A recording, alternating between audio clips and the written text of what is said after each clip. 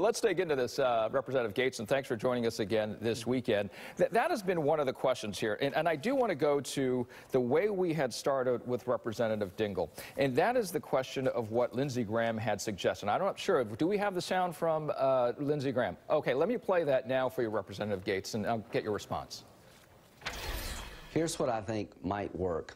$5 billion for the wall/border security. Democrats have voted for more than that in the past. Married up with the Bridge Act, which Senator Durbin and I wrote, a 3-year one-time renewable work permit for the DACA population, about 700,000. We have about 400,000 TPS people who came here from natural disasters and war-torn countries decades ago. Their visas are running out. So Senator Graham, as you know, Representative, headed now to the White House for lunch with the president, something you did a couple weeks ago, and because of your insight to the way the president is thinking, do you think that the president would support this idea as Senator Graham might be bringing it, if you will, hat in hand to the president today? I think this idea has a lot of merit, and it sounds like precisely the type of thing that I would support, that has bipartisan consensus and that is very forward-leaning on a physical barrier at the border so that we're able to stop the drugs and cartels and other dangerous forces that are entering our country. I thought it was interesting, Richard, that you asked Debbie Dingell if she would support that, I think 3 times, and I don't really think I heard a clean answer, so I'll give you one. I would vote for that because I think that look, the TPS folks, they are some of the most hardworking people in this country, and I think that we really could benefit economically as a country by solving the TPS problem. And the Bridge Act provides no amnesty. It provides no path to citizenship. It is simply a work extension so that people who came here could continue to make a contribution to the great American experience. And so I think that it's got a lot of merit, and I think that for the president, he should find it attractive because it is so forward-leaning on his top priority, which is a physical barrier at the border. What if it comes down to a number? When you and I last spoke, we were looking at the number of 1.6, 1.3 billion, right? Something that you do not support right now. But you remember back, because you've been asked this before, later in December, I think it was December 20th, you said if the Senate passes what they had at that moment at the $1.6 billion, your suggestion as a member of the Budget Committee to the president was that he should support that.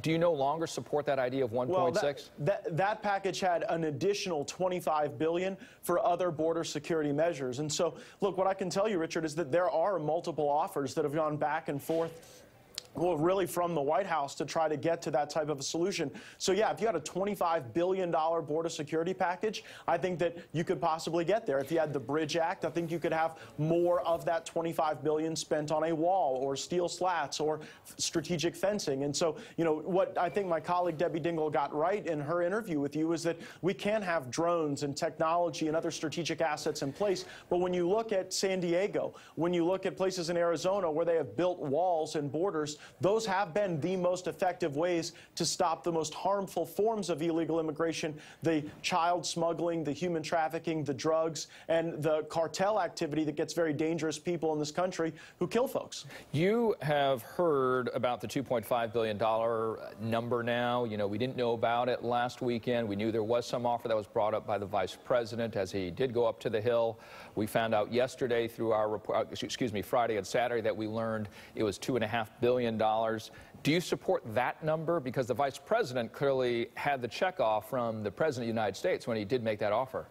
I think that a crooked number for fencing and border wall security and physical barriers is a good thing. So if it started with a 2, I think that would be a huge win for the president. Remember, the Democrats are saying that walls are racist. They're saying that fences are immoral. So I don't know if their proposal is to go and tear down. That's absolutely false. There are members of the Democratic caucus that have said that walls are racist. And that this is where the energy is on the left right now. It is what they want to abolish ICE. They want to live in border-free communities. And they have made statements. Democrat members of Congress, the people like Mr. Green, like Ms. Waters, that say that this is immoral. You can clear here the leadership, as you know, Representative, who are saying they are for border security. They are not for open borders, as you state. But I don't want to. Look, elected members of Congress who are Democrats hold these views, and they're the ones who elect the leaders. And so I think that it is an important commentary. I don't want to litigate perhaps that right not on where the leadership is now, but where they're going. I want to take your expertise and move down this other question, because when we look at the difference of the 2.5 2.5, right, and the 1.3 that's currently on the table right now. The difference is only 1.2 billion. And I think the question that's been out there, and you support 2.5, it sounds like, we're losing $1.2 billion a day, it is estimated by, some think tanks, per day to GDP.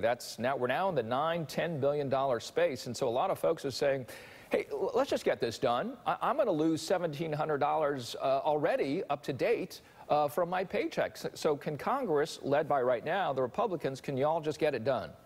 Well, we can get it done, but it's not about just dollars and cents to us. What motivates President Trump is not, well, no, it's not about the inputs, it's about the outcomes. The outcome we seek is a secure border so that we can protect the wages and lives and way of life of the American people. And so, the president, frankly, has said he authorized the vice president to offer 2.5 because he thinks he's going to be able to achieve greater economies of scale, and he's going to be able to get a better deal to build more of this border wall at a lower price. So again, it's not about how much you put in, it's about the outcome you get in terms of the status of security. So look, it's all fungible, it's all on a sliding scale. If you get more technology, more drones, more border patrol, maybe you can have a little less wall. If you get less of that, maybe you need a little more wall. What I know is that my president is sitting in Washington right now, meeting with senators, working to try to come up with a solution, and Nancy Pelosi's off in Hawaii, so that's not particularly helpful. Well, yeah, and I don't want to dwell on that, but one might ask, why isn't the leader right now, Leader Ryan, moving forward with that, which was passed over from the Senate, and to bring that to the floor? They're not the votes for it. But let me ask I can tell you why. But the votes would be there. Many say, if you are looking at a bipartisan vote, that you would have both Democrats and Republicans moving forward on that.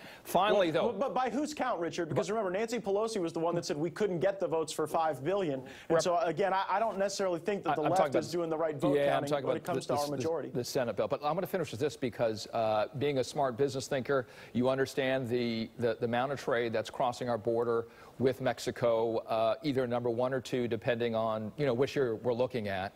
The concern for many business folks is, hey, if we close the border, as the president is suggesting, if the deal doesn't come through, if the wall doesn't come through, would you support that, or would you support half of that, or what's your thought on that? Well, the farmers, the growers, the people in manufacturing in my district, they're most concerned about NAFTA and how that impacts trade. I don't think that the wall itself is precisely going to impair trade. I think it's all about getting the president's far better negotiated trade arrangement together so that Mexico is not able to cheat and dump cheap agricultural products that hurt Florida farmers and farmers around the country. All right. Congressman Matt Gaetz of, I'll say, the great state of Florida, because they beat my team, but... all right.